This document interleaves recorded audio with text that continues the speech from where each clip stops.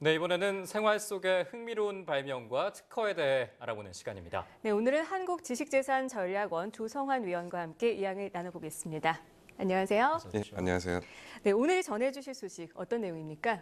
네, 국내에서는 연초부터 카드사 사태에 이어서 이동통신사, 교육업체 등에서 개인정보 유출 등 다양한 보안 사고가 끊이지 않고 있고 보이스 피싱, 스미싱, 대출 사기 등과 같은 2, 3차 피해로 이어지면서 집단 소송을 비롯하여 강력한 피해 보상 조치가 논의되고 있는 상황입니다. 네네. 오늘은 개인정보 유출을 방지할 수 있는 기술로 대두되고 있는 홍채 인식 기술을 포함한 생체 정보 인식 기술에 대해서 알아보려고 합니다. 네, 우리가 영화에서만 좀 볼 수 있었잖아요. 생체 인식 기술. 예를 들어서 말씀하신 대로 홍채 네. 인식이라든지 또 지문 인식을 이제는 스마트폰으로도 이용을 할 수 있는데 어떤 원리로 작동이 되는 거죠? 네, 기본적으로 생체 인식은 각 개인마다 다른 지문, 홍채 등 개인의 독특한 생체 정보를 센서를 통하여 추출한 다음에 정보화시키고 센서가 기존 정보화된 패턴을 구함으로써 특정 장치나 서비스의 사용에 필요한 권한을 부여받는 원리입니다. 네. 생체 정보를 확보하기 위해서는 센서 기술이 필수적인데요. 적외선, 열식, RF 방식의 다양한 생체 인식 센서들이 등장하고 있고 성능이 개선되면서 다양한 생체 인식에 활용되고 있습니다. 다만 지문 인식이나 안면 인식의 경우 피부에 대한 정보를 활용할 수 없기 때문에 영화에서처럼 천농을 이용하거나 지문을 복사해서 하거나 이제 젤라틴 마스크로 모조할 수 있는 그런 문제점이 이제 야기되고 있어가지고 그런 부분에 대해서 홍채 인식 기술이 각광을 받고 있는 것 같습니다. 네, 이 홍채 인식 기술이 비교적 보안에 강하다 이런 말씀을 해주셨는데 왜 그런 건가요? 네, 홍채 인식 기술은 생체 생체 정보 인식에 사용되기 시작한 이유는 인체에서 가장 복잡한 섬유 조직으로 형성되어 있고 생후 18개월 이후에 완성되면 평생 변하지 않는 그런 특성을 갖고 있기 때문입니다. 그래서 쌍둥이뿐만 아니라 동일인의 왼쪽과 오른쪽 홍채의 모양, 그리고 색깔, 망막의 모세혈관의 형태가 상이하며 타인의 홍채와 동일할 확률은 10분의 1의 78승으로 제로에 가깝습니다. 그리고 40개 정도의 식별 특징을 가진 지문보다 많은 266개의 고유한 패턴을 가지고 있으며 안경이나 렌즈를 사용하더라도 정확하게 인식할 수 있으며 비접촉 방식이라서 사용자가 이제 거부감이 없다는 그런 장점이 있는 것 같습니다. 네, 이렇게 생체 인식 기술이 각광을 받는 이유는 단 한 가지만 있다. 복사가 안 된다라는 강점이 있는데 앞으로 어떤 분야에 좀 활용이 될 것 같습니까? 네, 현재 가장 많이 적용된 분야는 지문 인식을 통한 출입 통제, 근태 관리, 빌딩, 통합 시스템, 금융 자동화 기기, 컴퓨터 보안 분야, 전자상거래 인증, 공항 정보 시스템 분야입니다. 네. 안면 인식의 경우 지문 인식 분야와 유사한 분야에 활용되고 있지만 주로 일정 거리 내에 영상을 판별해 범죄자 검거나 미화 식별 등에 활용되고 있습니다. 가장 안전한 보안 기술로 평가받고 있는 홍채 인식 기술의 경우 아직 대중화되지 않은 상태이나 최근 스마트폰을 제조하는 국내 대기업에서 관련 특허 출원이 공개되고 있어 다양한 응용이 예상됩니다.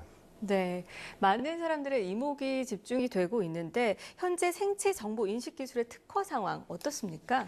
네. 특허청에 따르면 최근 3년간 생체 인식 기술 관련 출원은 2011년도에 216건, 2012년도에 271건, 그리고 2013년도에 394건으로 증가 추세로 확인되고 있습니다. 부위별 출원 비율은 얼굴 인식이 44.7%로 가장 많고 지문 인식, 홍채 인식이 8.6%로 뒤를 잇고 있습니다. 네. 자, 앞으로 생체 정보 인식 기술을 활용해서 개인정보 유출에 대한 국민들의 불안감도 좀 해소됐으면 좋겠습니다. 그럼 여기서 잠깐 이번 주에 어떤 특허 뉴스가 있는지 살펴보고 얘기 계속 나눠보도록 하겠습니다.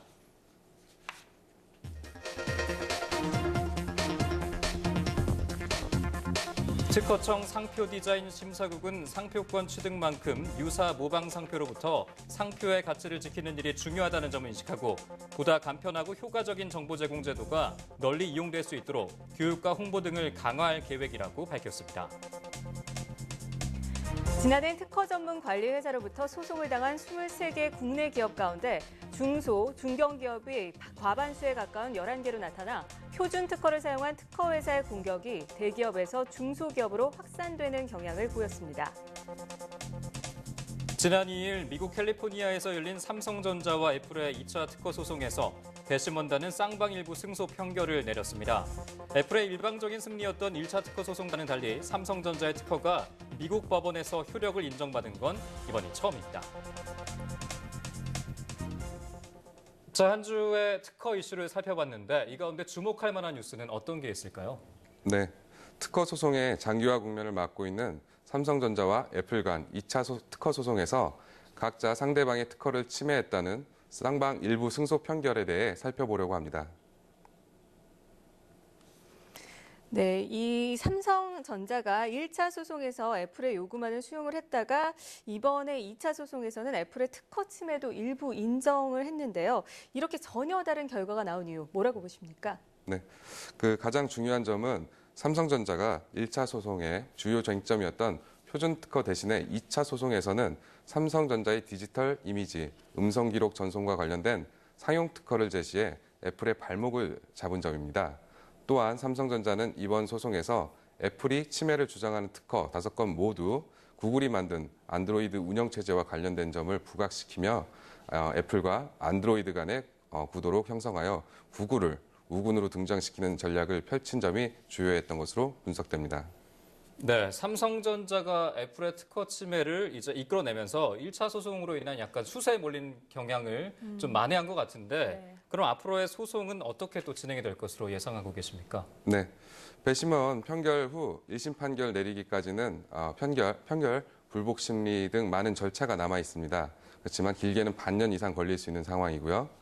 하지만 담당 재판장이 모든 쟁점은 배심원단이 판단하도록 해야 한다고 강조한 바 있어 이번 배심원의 판결과 유사한 수준의 판결이 나올 가능성이 높을 것으로 예상되므로 삼성전자에 유리한 상황으로 보입니다.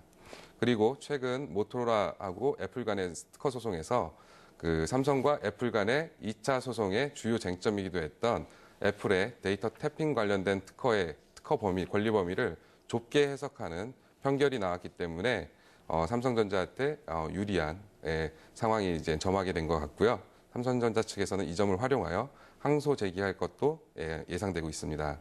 그렇지만 3년이 넘게 그 양사의 엔지니어들이 변호사들과 답변서를 준비하는데 시간을 뺏기고 있어 이런 소모전에서 결국 소비자들만이 소송 비용을 고스란히 부담하게 되므로 합의를 통한 원만한 해결이 이루어졌으면 바랍니다.